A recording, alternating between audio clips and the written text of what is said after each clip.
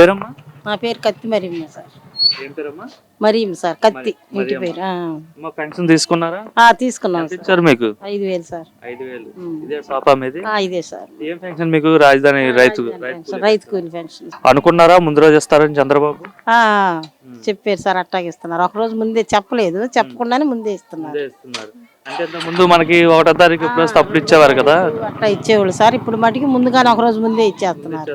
అవును సార్. చంద్రబాబు వస్తే టైం పెన్షన్లు కూడా ఎట్లా అనేవారు కదా ఎన్నికల ముందు. అవును సార్ అంటున్నారు సార్. అన్నారు ఈ నెల కూడా ఎవరు ఆపేస్తారని చాలా మంది అంటున్నారు సార్. నాకేం బాధ వేస్తుంది అంటే, ఎందుకంటే ఇచ్చారు సార్. ఈ నెల ఇస్తారా హీరో ఆపేస్తాం అంటున్నారు, తీసేస్తాం అంటున్నారు అని అందరూ అనుకుంటున్నారు సార్. నేనైతే ఆపరనే అనుకున్నాను సార్. ఎందుకంటే సార్ ఫస్ట్ నుంచి ఇచ్చారు. వాటి వల్ల మేము చాలా బాకీలు కూడా, డ్వాక్రా కూడా తీసుకున్నాం సార్. మేము నెల నెల పెన్షన్ల వల్ల అప్పుడు ఇవ్వాల బ్యాంకు లోన్ ఇస్తే మా డ్వాక్రా కూడా కట్టు చేసుకున్నాము. ఎలా ఉంది చంద్రబాబు పాలన? బాగుంది సార్. చంద్రబాబు గారు రావాలని మాకు ఈసారి కూడా. మళ్ళీ రావాలనుకున్నారు మీరు? ఈ రాజధాని అది ఆగిపోయింది కదా సార్. మరి కూలి పనులు లేవు, చానాలు పనులు లేక చాలా మంది ఇబ్బంది పడ్డాం. మా అబ్బాయి కూడా టాపీ పని చేసేవాడు సార్. అబ్బాయి కూడా చాలా ఇబ్బంది పడ్డాం. అప్పుడు కరోనా వచ్చినప్పుడు కూడా అబ్బాయి చనిపోయారులే.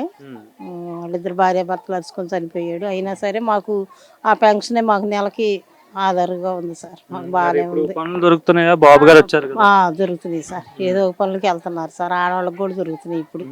ఇంకా అది అయితే మాకు ఇంకా 2 సంవత్సరాలు కూడా సార్ వస్తే ఈసారి కూడా మాకు ఇది అవ్వాలని మా కోరిక సార్.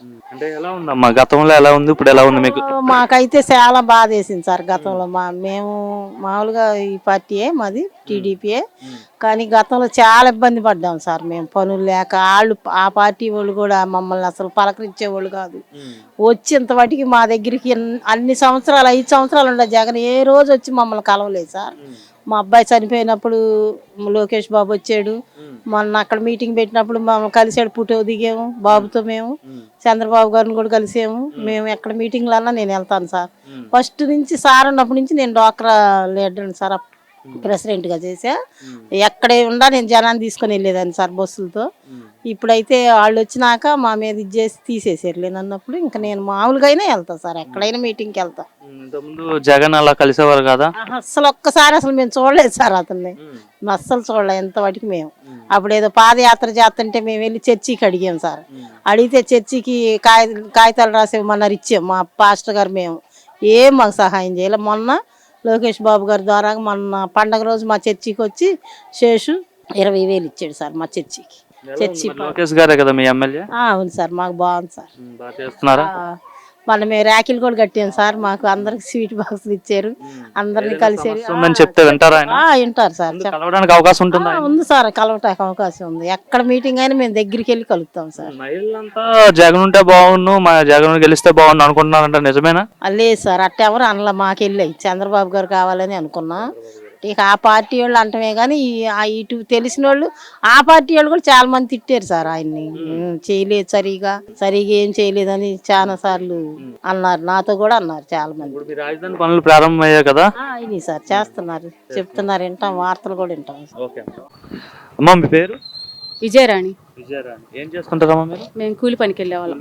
మీకే పెన్షన్ వస్తుందమ్మా? నాకే వస్తుంది. అదే ఏ పెన్షన్ వస్తుంది? రాజధాని రైతు కూలి వచ్చింది. ఎంత ఇస్తున్నారమ్మా మీకు? 5,000 ఇస్తున్నారు. ఇప్పుడు కూటమి ప్రభుత్వం వచ్చినాక మాకు 5,000 చేశారు. 5,000 ఇస్తున్నారు.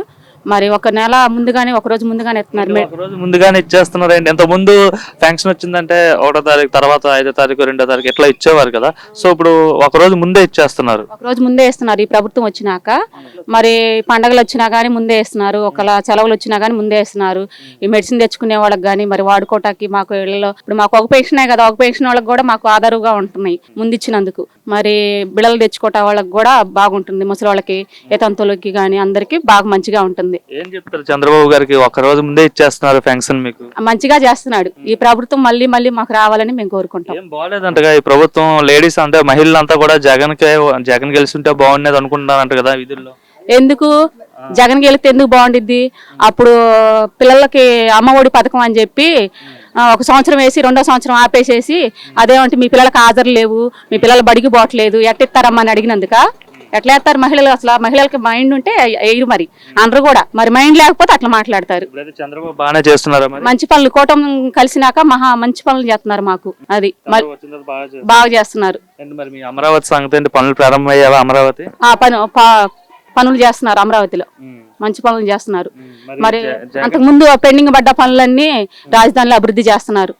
ఆ బిల్డింగ్లు కానివి, రోడ్లు కానివి, మరి చాలా పనులు పెండింగ్ బండి అన్ని మరి అప్పుడు జగనన్నంగా ఆపేసేసాడు కదా, మొత్తం పెండింగ్లు పెట్టేసేసి మొత్తం ఒక ఏదో అంతకుముందు కనబడిన రాష్ట్రం లాగా చేశాడు. ఇప్పుడు జనం అందరూ కళ్ళు తెరుచుకుని చూసే యువతలాగా చేస్తున్నాడు కదా బాబు గారు. బాగుండే ఇప్పుడు పనులు. యువతకి మాత్రం మాకు తెలిసి ఇప్పుడు చంద్రబాబు గారు చేసే పనులు మాకు బాగా నచ్చుతున్నాయి. ఎందుకంటే మా పిల్లలు చదువుకుని ఇక్కడ రాజధాని ఉంటే మా పిల్లలందరూ చదువుకుని ఉద్యోగాలు చేసి మాకు ఎంతో ఆదరుగా ఉంటారు కదా. మాకు చదువులు లేవు, ఇప్పుడు మాకు 35 వయసు, నాకు చదువు లేదు. నా పిల్లలు కూడా చదువుకుని ఇక్కడ ఉద్యోగాలు చేస్తే మాకు ఆనందమేగా. ఎవరో ఏదో అనుకున్నారని కాదు, మాకు ఇక్కడ బాగా మంచిగా చంద్రబాబు గారు ఉంటే మంచి పనులు జరుగుతాయని మేము ఆశించి మేము గెలిపించుకున్నాం. మాకు మంచి పనులు జరుగుతున్నాయి. రాష్ట్రాన్ని చంద్రబాబు నాశనం చేస్తాడని జగన్ అంటున్నాడు. అన్ని అబద్ధాల మాటలు అవి. జగన్ గారు ఉండగా నాశనం చేసి అదే 3 పాలనలు అని చెప్పి చేసి 3 రాజధానులు 3 పాలనలు చేసి 3 మొక్కలు చేసి వెళ్ళాడు. అంతేగాని చంద్రబాబు గారు అట చేయడు. మళ్ళీ నేనే వస్తా అంటున్నాడు జగన్. ఎక్కడి నుంచి వస్తాడండి? ఏ ప్రారంభం వస్తాడు? అసలు కళ్ళలో కూడా ఊహించుకోకూడదు జగన్. అసలు నాకే ఓటేస్తారు. కలగనాలిక ఆయన కలగంటే గనక అది నిజమైద్దేమో గానీ మామూలుగా అయితే జనం పరంగా అసలు వేయరు. యువత అసలు వేయదు. యువత చూసిన వాళ్ళు రాజధానిలో చేసే అభివృద్ధిని బట్టి ఇక్కడ ఉద్యోగాలు వస్తాయని ఆలోచించే వాళ్ళు ఎవ్వరు కూడా వేయరు ఆయనకి ఓటు.